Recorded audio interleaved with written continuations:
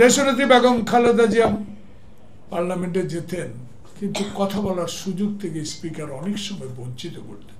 আমাদের রুলসে আছে পার্লামেন্টে অপোজিশন লিডার হাত তুললেই তাকে ফ্লোর দিতে হয়, কিন্তু বহুদিন আমি দেখেছি, বহুবার এই পার্লামেন্টে যাওয়ার আমার সৌভাগ্য হয়েছে, সেটা আমার কারণে নয়, শহীদ জিয়ার ধানের শীষের কারণে। আমি দেখেছি স্পিকারদের দলীয়করণের কারণে এই পার্লামেন্টও হাসিনার আমলে স্বাধীনভাবে চলতে পারেনি।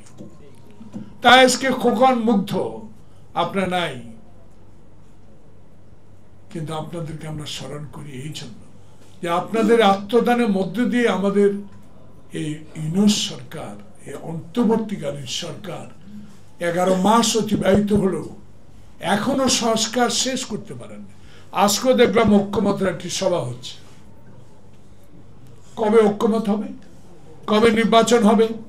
কবে সেই হাসিনা বিরোধী আন্দোলনে যারা জীবন উৎসর্গ করেছে, যেই জন্য উৎসর্গ করেছে সেই গণতন্ত্র, সেই নির্বাচন আমরা কবে ফেরত পাব? অনিশ্চিত, কিন্তু একটা প্রত্যাশা, একটা আশার আলো মানুষের মনে জেগেছে।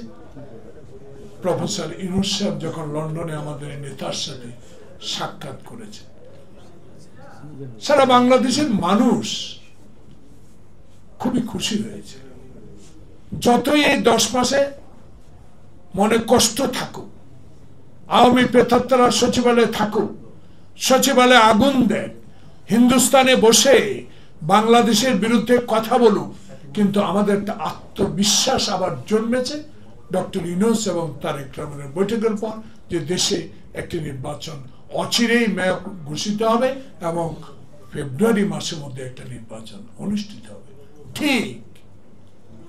ঠিক আবার মঈন ফখরুদ্দিনের মতো শুধু খালেদা জিয়া হাসিনাকে মাইনাস করার কথা আপনারা শুনেছেন। এই মঈন হাসিনার উদ্দেশ্য ছিল শুধু খালেদা জিয়াকে বিএনপিকে মাইনাস করা। আমরা দেখেছি হাসিনা কয়েকবার চোখের চিকিৎসার নামে দেশের বাইরে যেত, কোন মতে বহু ডিজিডিয়া বা এনএসআই বেগম জিয়াকে চেষ্টা করেছে, একবার বাইরে নিতে পারলে আর ঢুকতে দিত না, কিন্তু হাসিনাকে দিত। আমার নেত্রী রাজনৈতিক যে দূরদর্শিতা, ওনার বক্তব্যে আমার মাটি, আমার বাড়ি, আমার জন্ম বাংলাদেশে, বিদেশে আমার কোনো বাসা নেই, বাড়ি নেই, আমি যাবো কেন?